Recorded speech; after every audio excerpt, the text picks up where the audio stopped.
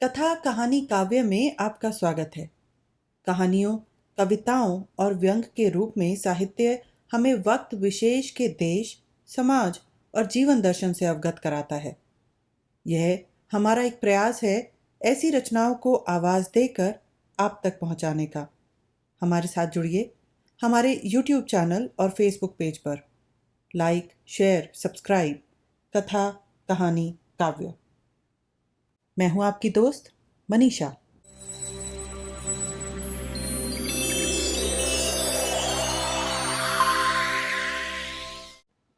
आइए सुनते हैं मुंशी प्रेमचंद की कहानी रियासत का दीवान।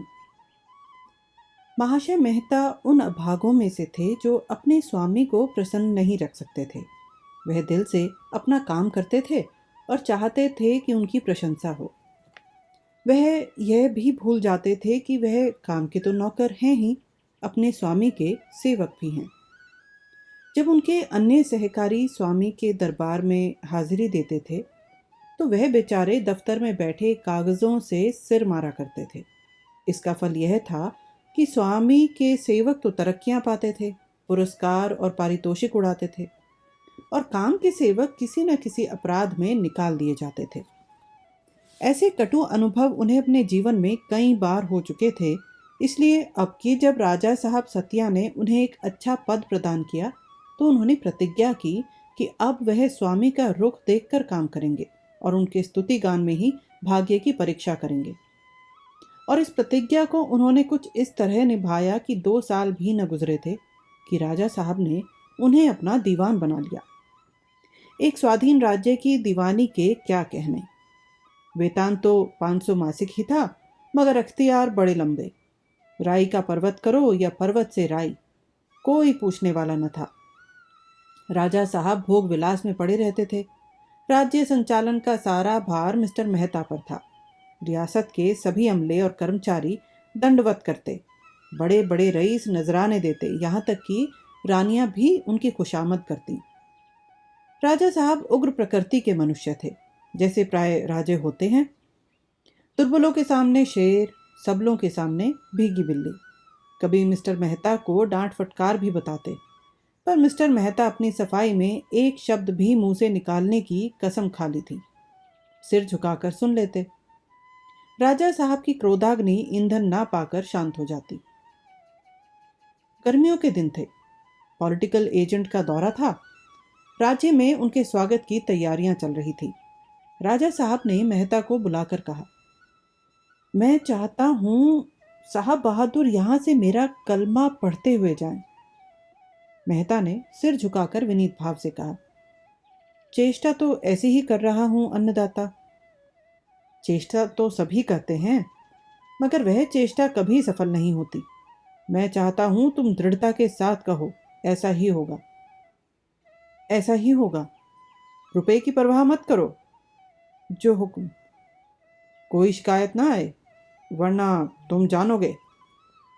वह हुजूर को धन्यवाद देते जाएं तो सही। हाँ, मैं यही चाहता हूं। जान लड़ा दूंगा दीनबंधु, अब मुझे संतोष है। इधर तो पॉलिटिकल एजेंट का आगमन था, उधर मेहता का लड़का जयकृष्ण गर्मियों की छुट्टियां मनाने माता पिता के पास आया। किसी विश्वविद्यालय में पढ़ता था। एक बार 1932 में कोई उग्र भाषण करने के जुर्म में 6 महीने की सजा काट चुका था।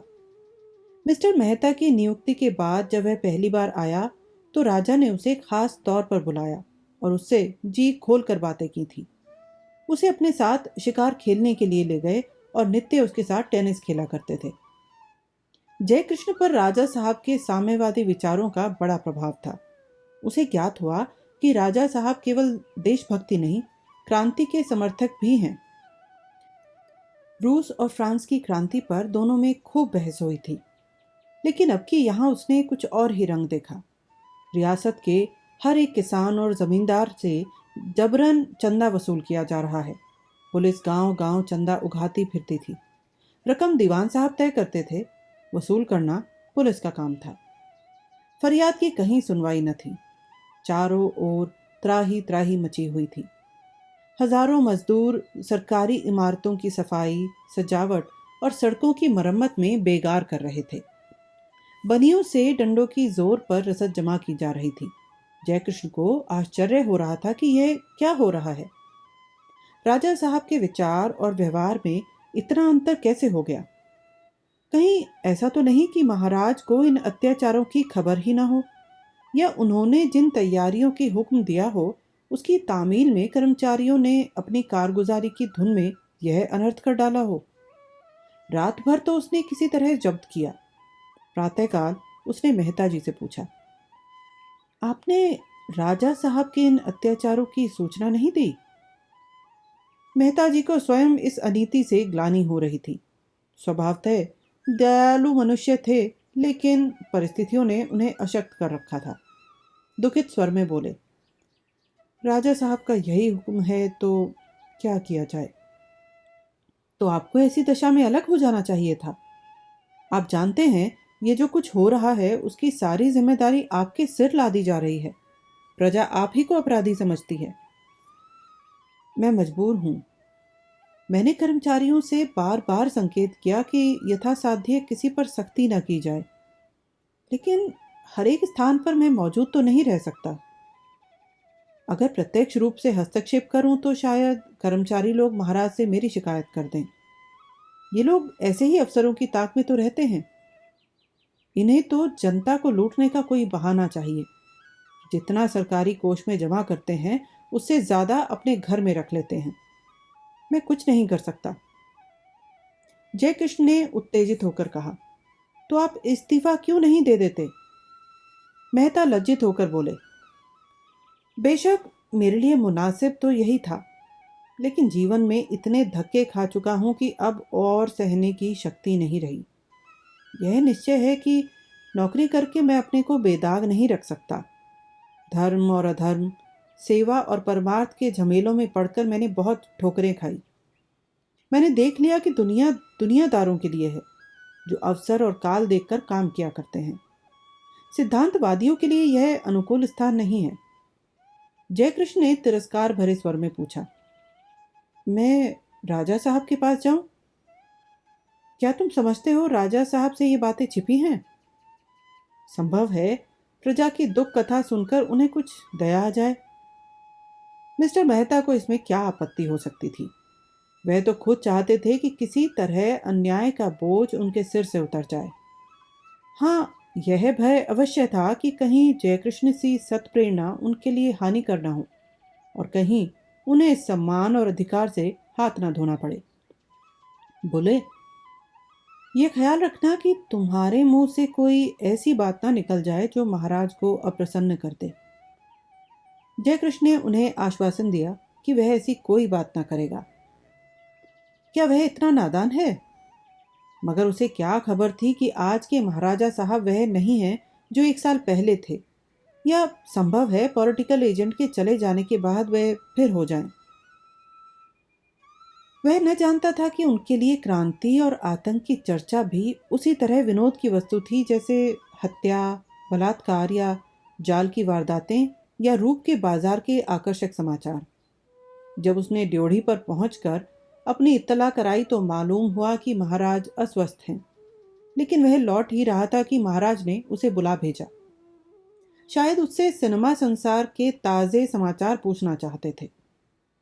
उसके सलाम पर मुस्कुरा कर बोले, तुम खूब आए भाई। कहो, एमसीसी का मैच देखा या नहीं? मैं तो इन बखेड़ों में ऐसा फंसा कि जाने की नौबत नहीं आई। अब तो यही दुआ कर रहा हूं कि किसी तरह एजेंट साहब खुश खुश रुखसत हो जाएं। मैंने जो भाषण लिखवाया है वह ज़रा तुम भी देख लो। मैंने इन राष्ट्रीय आंदोलनों की खूब खबर ली है और हरिजनोद्धार पर भी छींटे उड़ा दिए हैं। जयकृष्ण ने अपने आवेश को दबाकर कहा, राष्ट्रीय आंदोलनों की आपने खबर ली, ये अच्छा किया, लेकिन हरिजनोद्धार को तो सरकार भी पसंद करती है। इसलिए महात्मा गांधी को रिहा कर दिया और जेल में भी उन्हें इस आंदोलन के संबंध में लिखने, पढ़ने और मिलने जुलने की पूरी स्वाधीनता दे रखी थी। राजा साहब ने तात्विक मुस्कान के साथ कहा, तुम जानते नहीं हो, ये सब प्रदर्शन मात्र है। दिल से सरकार समझती है कि यह भी राजनीतिक आंदोलन है। वह इस रहस्य को बड़े ध्यान से देख रही है। लॉयल्टी में जितना प्रदर्शन करो, चाहे वह औचित्य की सीमा के पार ही क्यों ना हो जाए, उसका रंग चोखा ही होता है। उसी तरह जैसे कवियों की विरुदावली से हम फूल उठते हैं, चाहे वह हास्यास्पद ही क्यों ना हो। हम ऐसे कवि को खुशामदी समझें, अहमक भी समझ सकते हैं, पर उससे अप्रसन्न नहीं हो सकते। वह हमें जितना ही ऊंचा उठाता है, उतना ही वह हमारी दृष्टि में ऊंचा उठता जाता है। राजा साहब ने अपने भाषण की एक प्रति मेज की दराज से निकालकर जयकृष्ण के सामने रख दी, पर जयकृष्ण के लिए इस भाषण में अब कोई आकर्षण न था। अगर वह सभा चतुर होता तो जाहिरदारी के लिए ही इस भाषण को बड़े ध्यान से पढ़ता, उनके शब्द विन्यास और भावोत्कर्ष की प्रशंसा करता और उसकी तुलना महाराज बीकानेर या पटियाला के भाषणों से करता। पर अभी दरबारी दुनिया की रीति नीति से अनभिज्ञ था। जिस चीज को बुरा समझता था उसे बुरा कहता था, और जिस चीज को अच्छा समझता था उसे अच्छा कहता था। बुरे को अच्छा और अच्छे को बुरा कहना अभी उसे न आया था। उसने भाषण पर सरसरी नजर डालकर उसे मेज पर रख दिया और अपनी स्पष्ट वादिता का बिगुल फूंकता हुआ बोला, मैं राजनीति के रहस्यों का भला क्या समझ सकता हूँ, लेकिन मेरा ख्याल है कि चाणक्य के वंशज इन चालों को खूब समझते हैं और कृत्रिम भावों का उन पर कोई असर नहीं होता, बल्कि इससे आदमी उनकी नज़रों में और भी गिर जाता है। अगर एजेंट को मालूम हो जाए कि उसके स्वागत के लिए प्रजा पर कितने जुल्म ढाए जा रहे हैं, तो शायद वह यहाँ से प्रसन्न होकर न जाए। फिर मैं तो प्रजा की दृष्टि देखता हूँ। एजेंट की प्रसन्नता आपके लिए लाभप्रद हो सकती है, प्रजा को तो उससे हानि ही होगी। राजा साहब अपने किसी काम की आलोचना नहीं सह सकते थे। उनका क्रोध पहले जिरहों के रूप में निकलता, फिर तर्क का आकार धारण कर लेता और अंत में भूकंप के आवेश से उबल पड़ता था, जिससे उनका स्थूल शरीर, कुर्सी, मेज, दीवारें और छत सभी भीषण कंपन होने लगता था। तिरछी आंखों से देखकर बोले, क्या हानि होगी, जरा सुनो। जयकृष्ण समझ गया कि क्रोध की मशीन गन चक्कर में है और घातक स्फोट होने वाला है। संभल कर बोला, इसे आप मुझसे ज्यादा समझ सकते हैं। नहीं, मेरी बुद्धि इतनी प्रखर नहीं है, आप बुरा मान जाएंगे। क्या तुम समझते हो मैं बारूद का ढेर हूं? बेहतर है आप इसे ना पूछें। तुम्हें बतलाना पड़ेगा। और आप उनकी मुट्ठियां बंध गई। तुम्हें बतलाना पड़ेगा इसी वक्त। जयकृष्ण यह धौंस क्यों सहने लगा? क्रिकेट में मैदान में राजकुमारों पर रौब जमाया करता था, बड़े बड़े हुक्काम की चुटकियां लिया करता था। बोला, अभी आपके दिल में पॉलिटिकल एजेंट का कुछ भय है। आप प्रजा पर जुल्म करते डरते हैं। जब वह आपके एहसानों से दब जाएगा, आप स्वच्छंद हो जाएंगे और प्रजा की फरियाद सुनने वाला कोई न रहेगा।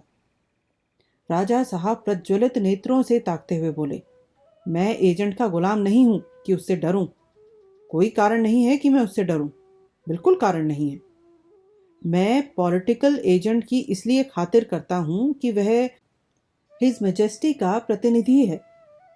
मेरे और हिज मैजेस्टी के बीच भाईचारा है। एजेंट केवल उनका दूत है। मैं केवल नीति का पालन कर रहा हूं। मैं विलायत जाऊं तो हिज मैजेस्टी भी इसी तरह मेरा सत्कार करेंगे। मैं डरूं क्यों? मैं अपने राज्य का स्वतंत्र राजा हूं, जिसे चाहूं फांसी दे सकता हूं। मैं क्यों किसी से डरने लगा? डरना नामर्दों का काम है। मैं ईश्वर से भी नहीं डरता। डर क्या वस्तु है यह मैंने आज तक नहीं जाना। मैं तुम्हारी तरह कॉलेज का मुंहफट छात्र नहीं हूं कि क्रांति और आज़ादी की हाँक लगाता फिरूं। तुम क्या जानो क्रांति क्या चीज है? तुमने केवल उसका नाम सुन लिया, उसकी लाल दृश्य आंखों से नहीं देखे। बंदूक की आवाज सुनकर तुम्हारा दिल कांप उठेगा। क्या तुम चाहते हो मैं एजेंट से कहूं, प्रजा तबाह है, आपके आने की जरूरत नहीं? मैं इतना आतिथ्य शून्य नहीं हूं। मैं अंधा नहीं हूं, अहमक नहीं हूं। प्रजा की दशा का मुझे तुमसे कहीं अधिक ज्ञान है। तुमने उसे बाहर से देखा है, मैं उसे नित्य भीतर से देखता हूं। तुम मेरी प्रजा को क्रांति का स्वप्न दिखाकर उसे गुमराह नहीं कर सकते। तुम मेरे राज्य में विद्रोह और असंतोष के बीज नहीं बो सकते। तुम्हें अपने मुंह पर ताला लगाना होगा। तुम मेरे विरुद्ध एक शब्द मुंह से नहीं निकाल सकते, चूं भी नहीं कर सकते। डूबते हुए सूरज की किरणें मेहराबी दीवान खाने के रंगीन शीशों से होकर राजा साहब के क्रोधोन्मत्त मुखमंडल को और भी रंजित कर रही थी। उनके बाल नीले हो गए थे, आंखें पीली, चेहरा लाल और देह हरी। मालूम होता था प्रेतलोक का कोई पिशाच है। जयकृष्ण की सारी उद्दंडता हवा हो गई। राजा साहब को इस उन्माद की दशा में उसने कभी न देखा था, लेकिन इसके साथ ही उसका आत्मगौरव इस ललकार का जवाब देने के लिए व्याकुल हो रहा था। जैसे विनय का जवाब विनय है, वैसे ही क्रोध का जवाब क्रोध है। जब वह आतंक और भय, अदब और लिहाज के बंधनों को तोड़कर निकल पड़ता है। उसने भी राजा साहब को आग्नेय नेत्रों से देखकर कहा, मैं अपनी आंखों से यह अत्याचार देखकर मौन नहीं रह सकता। राजा साहब ने आवेश से खड़े होकर मानो उसकी गर्दन पर सवार होते हुए कहा, तुम्हें यहां जबान खोलने का कोई हक नहीं है। प्रत्येक विचारशील मनुष्य को अन्याय के विरुद्ध आवाज उठाने का हक है। आप वह हक मुझसे नहीं छीन सकते। मैं सब कुछ कर सकता हूं, आप कुछ नहीं कर सकते। मैं तुम्हें अभी जेल में बंद कर सकता हूं, आप मेरा बाल भी बांका नहीं कर सकते। इसी वक्त मिस्टर मेहता बदहवास से कमरे में आए और जयकृष्ण की ओर कोप भरी आंखें उठाकर बोले, कृष्णा, निकल जा यहां से, अभी मेरी आंखों से दूर हो जा, और खबरदार फिर मुझे अपनी सूरत ना दिखाना। मैं तुझ जैसे कपूत का मुंह नहीं देखना चाहता। जिस थाल में खाता है उसी में छेद करता है, बेअदब कहीं का। अब अगर जबान खोली तो मैं तेरा खून पी जाऊंगा।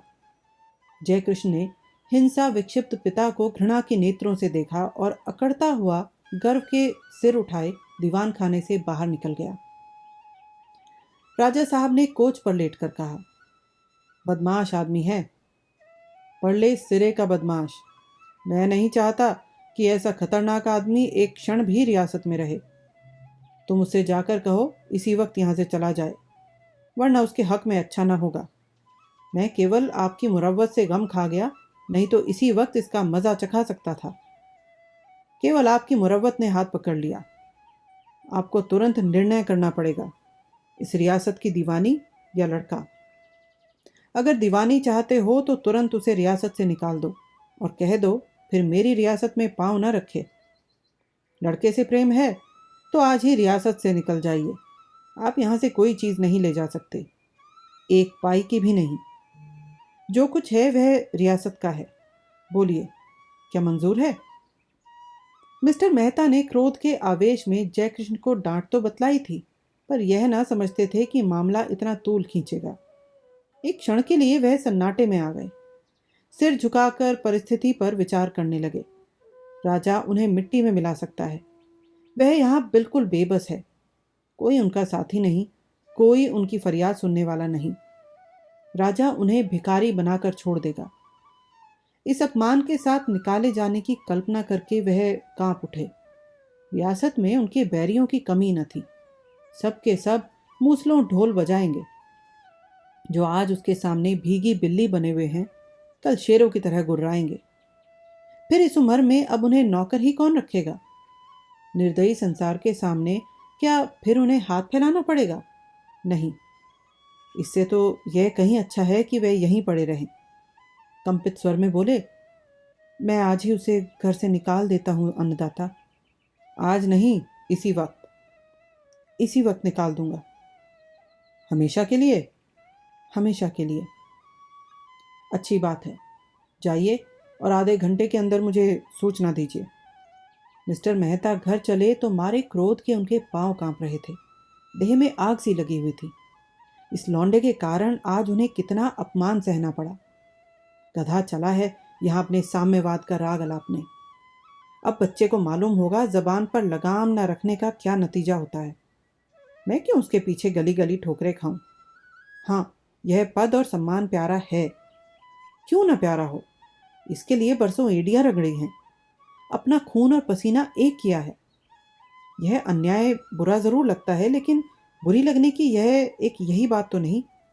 और हजारों बातें तो बुरी लगती हैं, पर किसी बात का उपाय मेरे पास नहीं, तो इस मामले के पीछे क्यों अपनी जिंदगी खराब करूं?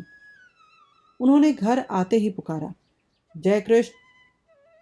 सुनीता ने कहा, जय कृष्ण तो तुमसे पहले ही राजा साहब के पास गया था, तब से यहाँ कब आया?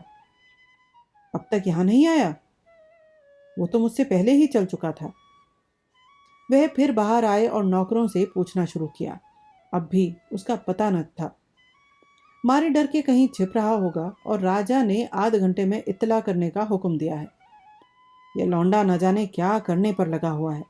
आप तो जाएगा ही, मुझे भी अपने साथ ले डूबेगा। सहसा एक सिपाही ने एक पुर्जा लाकर उनके हाथ में रख दिया। अच्छा, ये तो जय कृष्ण की लिखावट है। क्या कहता है? इस दुर्दशा के बाद मैं इस रियासत में एक क्षण भी नहीं रह सकता। मैं जाता हूँ। आपको अपना पद और मान अपनी आत्मा से ज़्यादा प्रिय हैं। आप खुशी से उनका उपभोग कीजिए। मैं फिर आपको तकलीफ देने ना आऊँगा। अम्मा से मेरा प्रणाम कहिएगा। मेहता ने पुर्जा लाकर सुनीता को दिखाया और खिन्न होकर बोले, इसे न जाने कब समझ आएगी, लेकिन बहुत अच्छा हुआ। जब लाला को मालूम होगा दुनिया में किस तरह रहना चाहिए। बिना ठोकरे खाए आदमी की आंखें नहीं खुलती। मैं ऐसे तमाशे बहुत खेल चुका। अब इस खुराफात के पीछे अपना शेष जीवन नहीं बर्बाद करना चाहता। और तुरंत राजा साहब को सूचना देने चले।